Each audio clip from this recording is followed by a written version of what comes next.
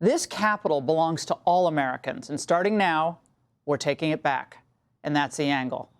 Secretary of Defense Pete Hegseth was given the tall order of handling this, and he's here with me exclusively. Mr. Secretary, thank you for joining us tonight. So the president called this a public safety emergency, and you said we're going to start seeing the National Guard this week. Tell us more. This week and in coming weeks, and we're going to work right alongside our law enforcement partners as force multipliers. This is what the American people voted for, Laura. This is what the common sense, clarity, strength. I hadn't heard that story from President Trump before, the story he told about his father, that he told him, hey, son, if you look at the front door of a restaurant and it's dirty, then I bet the kitchen, you can count on the fact that the kitchen is too. And I sat there thinking that's exactly right. If our capital city is a mess, if we can't control our capital city, then what does the rest of the country look like? And what signals does the rest of the country take from that? So just like we did in Los Angeles, alongside our federal law, we took a lot of criticism for 4,000 troops, 700 Marines. You know what we didn't get? There was no summer of love in 2020. In 2025, there was a summer of law enforcement. And we quelled the protests of the attacks on ICE officers. We're going to help get D.C. under control by working with local officials who have been federalized, with federal officials who are coming in. The D.C. Guard's proud to be a part of it. Other states will contribute this week going into the weeks to come. Whatever's needed, the DOD will provide to make sure this is a safe city for those who live here, for those that work here, and the Americans who want to come visit here and love our capital city. The question of martial law keeps getting raised by the left, that Donald Trump and Pete Hegseth, they want to impose martial law as authoritarians would. To that you say? To that I say, look at Los Angeles. They said the exact same thing. Oh, look, 4,000 troops, California National Guard. Oh, look, the Marines. You can't put in the Marines. What? They were the troops available to ensure that we de-escalated the situation and didn't allow other lawbreakers to say, look, it's wide open. We can do whatever we want in these sanctuary cities. I was told, oh, you're going to lock up political opponents. You're going to go after Democrats, yada, yada. It's the same stuff every time, mischaracterizing our intentions. The intentions of this president is to establish law and order using legal and lawful and constitutional means, which he completely has. And you know what? You know why they don't like him? He's got the guts to do it. He's got the guts to say, I'm going to federalize the police that don't work. I'm going to bring in the National Guard. I'm going to bring in federal marshals. I'm going to bring in the park police. How long will that be? We're going to control How who long knows? How long? What is the? Well, it costs money, right? Sure, it does. It costs money, and the question is, are you there for a year? Are you there for 6 months? And when the troops pull out, what happens? I would call this conditions-based. I would say it's a situation where we're here to support law enforcement. And the more we can free them up to do their job, the more effective they can be, the more we can work. I mean, this isn't my realm, but the justice system to make sure people who are arrested are actually locked up. That's why the president's talking about cashless bail in sanctuary cities. If you're illegal here in D.C., that's going to be a problem. So all of these things that apply to law and order are front and center for us. And I don't know, weeks, months, what will it take? That's the president's call. But we're going to be there for him to execute as swiftly as possible. Will the National Guard be detaining Americans on American soil? Under Title 32, which is the authorization they'll be using, they have broad latitude, but they're not going to be involved in law enforcement functions.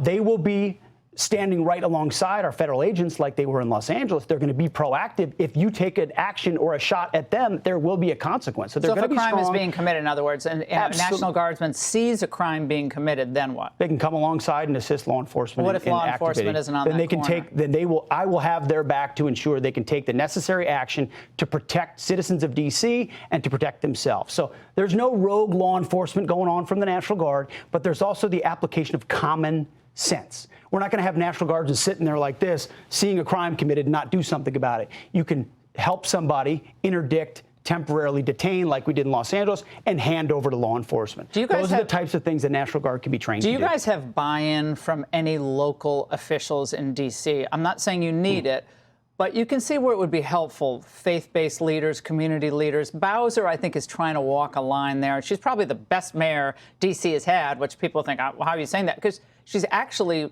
better than, I think, most mayors for the last 25 years in D.C. I think she's walking a line of, as we talked about a little bit before the show, she understands the obvious. She understands the citizens of D.C. are sick of this kind of environment. And I think they're waiting for, if given an opportunity to resist the thugs and the gangs and the criminals and the drug dealers, they want the alternative.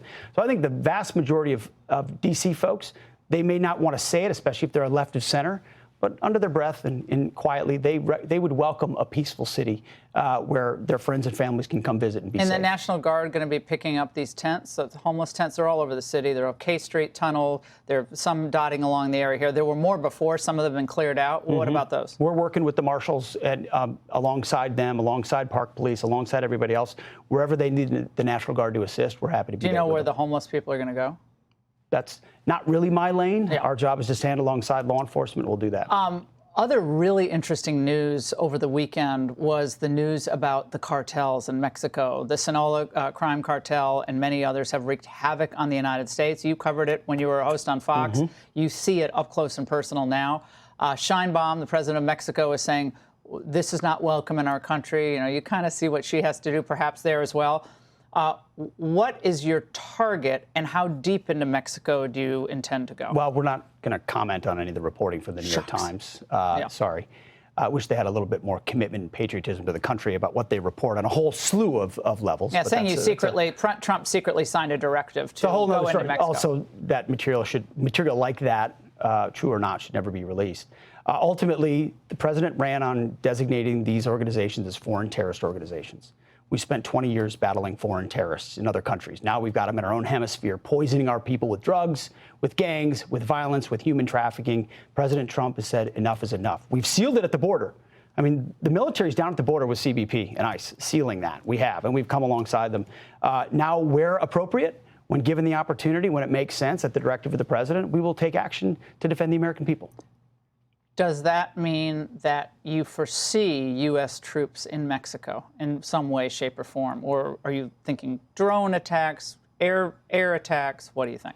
I can't reveal anything, but I'm not tipping my hand that there will be U.S. troops in Mexico. That's not what I'm saying. But are you worried that now the cartels are just moving everything around, that they know that there's a target on their back? They're just like hiding everything, however they do that? We're watching.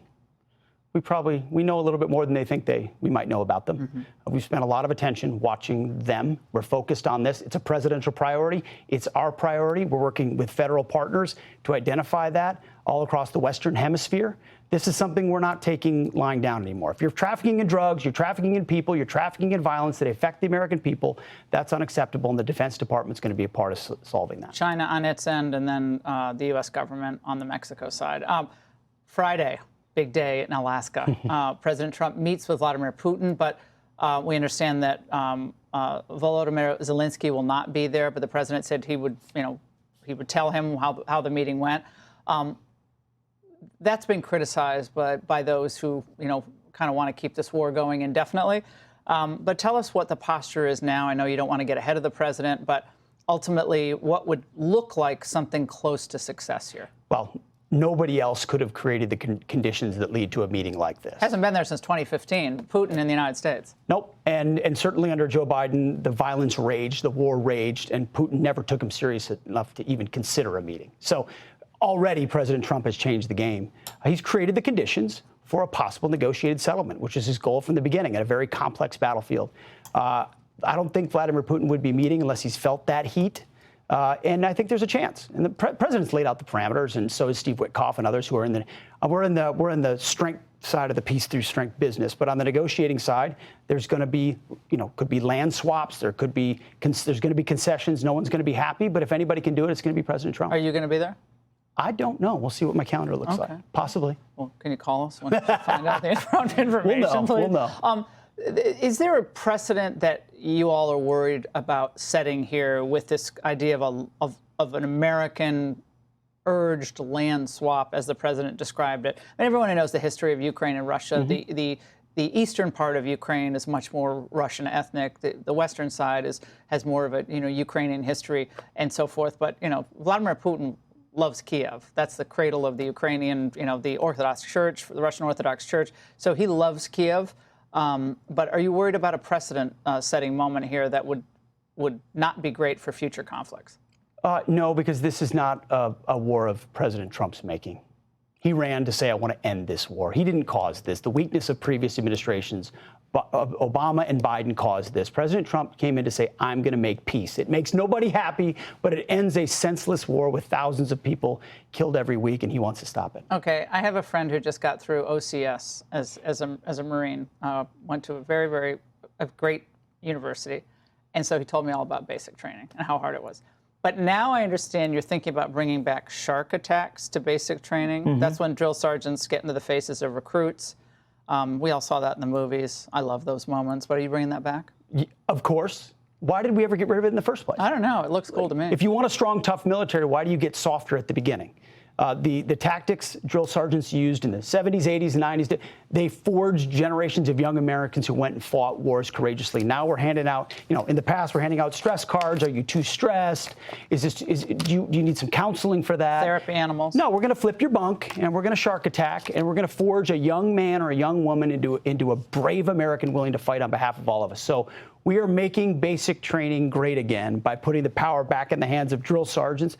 Just like staff sergeants, just like company commanders, just like battalion commanders, we're making it possible to actually command decisively in the military, which is how you close with and destroy your enemy. We lost track of the basics, Laura, and we're restoring the basics at the Defense Department, maybe soon to be the War Department, and we're going to get after it. It used to be the War Department, the Department of War. But after World War II, that changed. We're on defensive, it's Defense Department. We might get a change of name? Well, that's up to the President of the United States, but stay tuned. We'll see.